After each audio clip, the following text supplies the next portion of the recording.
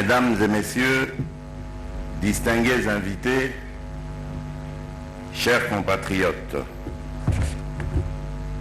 en ce moment solennel précis où le continent africain dans son ensemble célèbre la première édition de la journée africaine de lutte contre la corruption, placée sous le thème « Vers l'élaboration d'une position africaine commune sur le recouvrement des avoirs », c'est pour moi un insigne honneur de prendre la parole devant votre auguste assemblée pour, une fois de plus, rappeler mon indéfectible engagement à lutter avec hargne et sans relâche contre la corruption et les actes infractionnels qui lui sont voisins. En l'occurrence,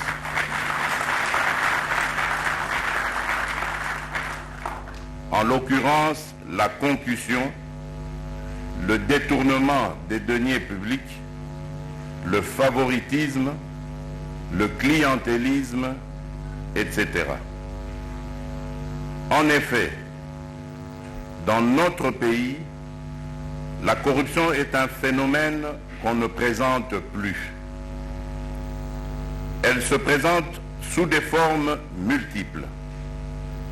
On parle notamment de petites et de grandes corruptions. Elle touche de nombreux secteurs, qu'ils soient publics ou privés. La diversité de la corruption renvoie d'une part à la petite corruption qui touche le citoyen lambda dans son quotidien et d'autre part à la grande corruption qui est celle qui s'insinue au sein même des structures étatiques, même au plus haut niveau de l'État, impliquant un large éventail d'agents publics, des fonctionnaires subalternes aux membres les plus haut placés de l'État. Selon des études crédibles, la corruption qui existait déjà en République démocratique du Congo sous la colonisation belge et qui a durablement affecté la période post-coloniale a atteint un statut de règle absolue sous sa forme étatique depuis plusieurs années. Pendant la Deuxième République, la corruption avait trouvé ses ferments dans un pouvoir autocratique sans contrepoids ni compte à rendre, une confusion entre biens publics et biens privés, une pression sociale valorisant l'ostentation des élites et la redistribution. Au lendemain de la révolution de l'AFDL, la corruption a été nourrie par de stratégies prédatrices violentes sous forme notamment de confiscation des biens que l'on convoitait. Bien après le régime AFDL, la corruption s'est diversifiée dans ses formes au point même d'être normalisée et banalisée. Tantôt, elle prend la forme d'accaparement et ou le détournement des biens et deniers publics, principalement pour servir à l'achat de voix lors des élections. Tantôt, elle se présente sous forme de pots de vin lors de rencontres avec des autorités de police, des magistrats, des inspecteurs des impôts ou même pour décrocher un marché public ou encore pour l'obtention d'un permis de conduire. Pour stigmatiser l'ampleur du phénomène et son ancrage dans la société congolaise, d'aucuns ont indiqué avec ironie que tout peut s'acheter au Congo.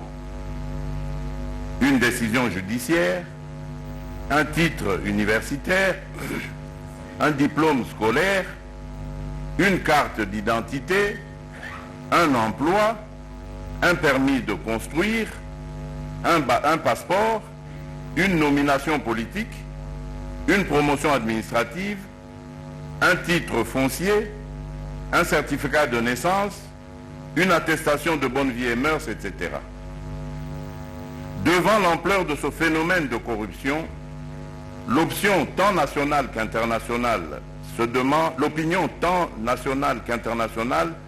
demande pourquoi, en dépit de l'existence d'un arsenal juridique acceptable, composé notamment de lois anticorruption, des institutions étatiques en charge de ce secteur, de cas clairs de grande corruption, des institutions, des transactions douteuses rapportées par l'Organisation des Nations Unies et des groupes de la société civile, comme ce fut le cas récemment à l'occasion des élections sénatoriales et législatives, de la proclamation de diverses campagnes de lutte contre la corruption sous diverses appellations dont tolérance zéro, la corruption rampante dans tous les secteurs, politiques, socio-économiques, demeure malgré tout l'un des principaux problèmes de notre pays et les personnes impliquées ne sont nullement inquiétées.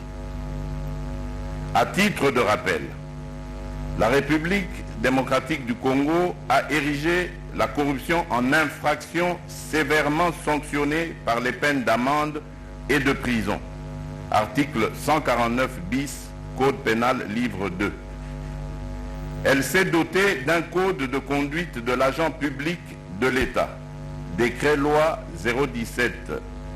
017-2002 du 3 octobre 2002, et d'un observatoire du code d'éthique professionnelle, décret numéro 075-2003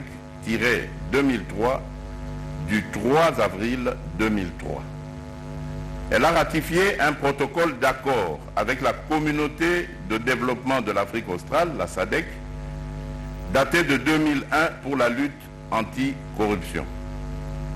Depuis 2004, notre pays dispose d'une loi réprimant le blanchiment des capitaux et le financement du terrorisme, loi numéro 4/016 du 19 juillet 2004. Par ailleurs, notre pays a signé la Convention de l'Union africaine sur la prévention et la lutte contre la corruption en 2013. Les réponses à ces interrogations peuvent être trouvées tant du côté de l'État que des opérateurs privés et même des citoyens. Du côté public, l'ingérence politique constante en matière économique et financière, l'impunité quasi absolue pour les titulaires de charges publiques, le manque de volonté politique, l'absence quasi totale de transparence dans les décisions gouvernementales et la reddition des comptes, y compris pour les marchés publics.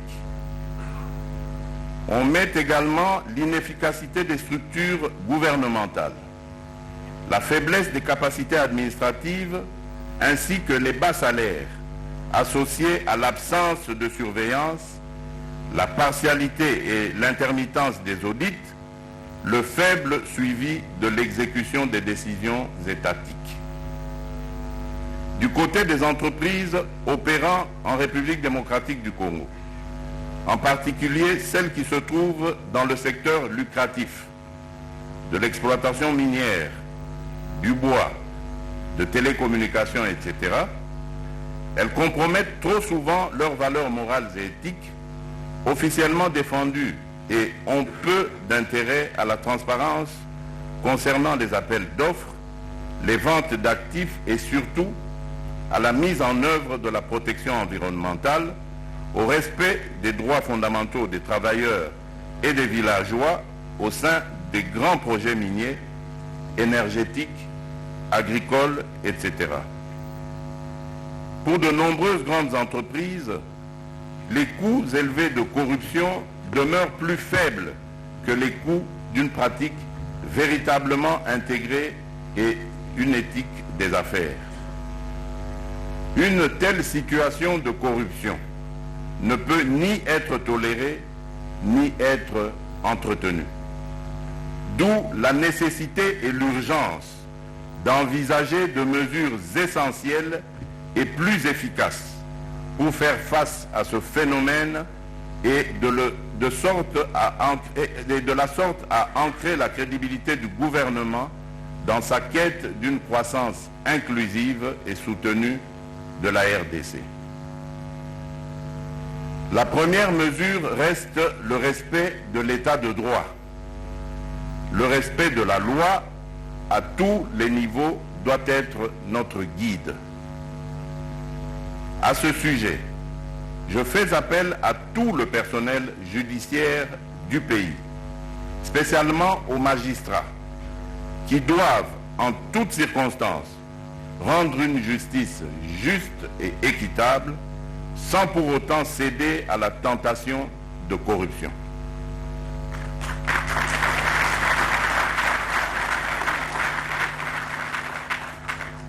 Des moyens adéquats et conséquents seront mis à la disposition de la justice pour lui permettre de bien faire son travail.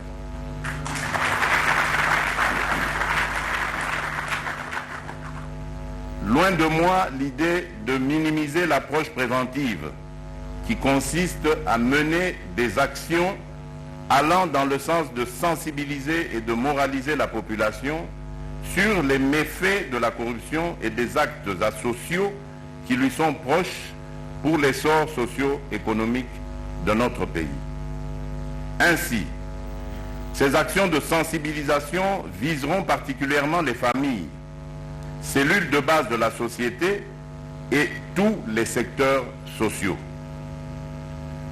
À cette double approche répressive et préventive doit s'ajouter le renforcement du cadre légal et institutionnel de lutte contre la corruption. Cela requiert de revisiter notre arsenal juridique et institutionnel de lutte contre la corruption et de mettre en place d'autres mécanismes et moyens plus adaptés à la mutation du phénomène de la corruption avec des sanctions plus dissuasives. J'insiste sur l'approche répressive pour lancer ainsi un message fort contre les intouchables corrupteurs et corrompus d'hier et d'aujourd'hui.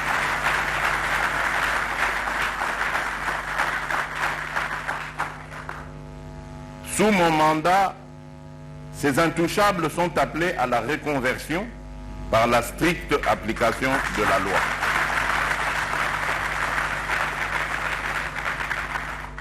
En conséquence, dans un avenir proche, je vais signer et déposer les instruments de ratification de la Convention de l'Union africaine sur la prévention et la lutte contre la corruption.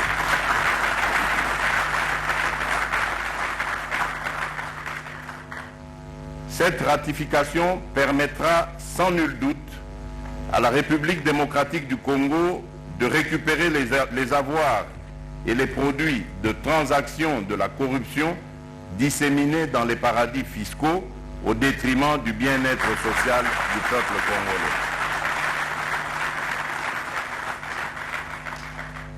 Dans le même ordre d'idées, comme je l'ai indiqué dans mon message à la nation, je prends aussi l'engagement de pouvoir solliciter et obtenir du Parlement la modification de la loi électorale en ce qui concerne le mode d'élection des députés provinciaux, des gouverneurs et des sénateurs.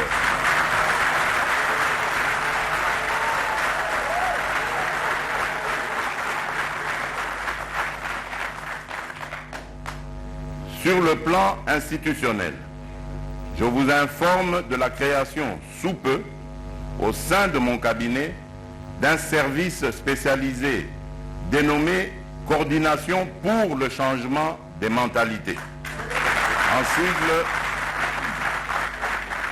En sigle CCM, qui aura entre autres mission d'assurer la prévention, la sensibilisation, la lutte contre toutes sortes d'antivaleurs.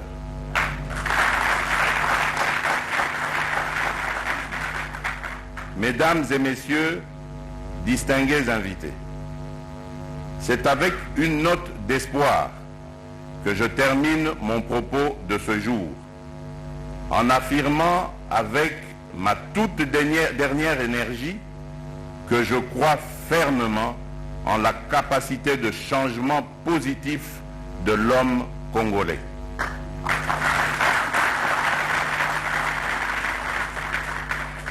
À cet effet, conjuguons tous nos efforts, chacun dans son domaine d'activité, afin de vaincre ce fléau de corruption avec toutes les antivaleurs qui lui sont voisines. Il est certes difficile et non impossible d'arriver à une génération sans corruption.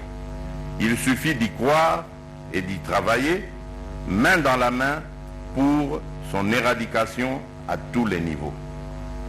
Je tiens à remercier les organisateurs de la cérémonie, plus particulièrement l'Observatoire de surveillance de la corruption et de l'éthique professionnelle, OCEP en sigle, à qui je rends hommage et demande de ne jamais baisser les bras dans la lutte contre la corruption, et ce, en dépit des difficultés et des écueils rencontrés. Que vive la République démocratique du Congo, que vive le peuple congolais, je vous remercie.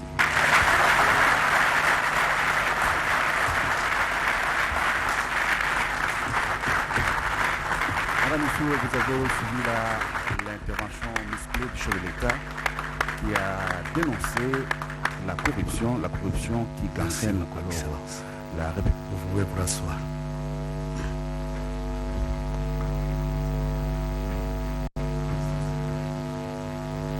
Excellence, Monsieur le Président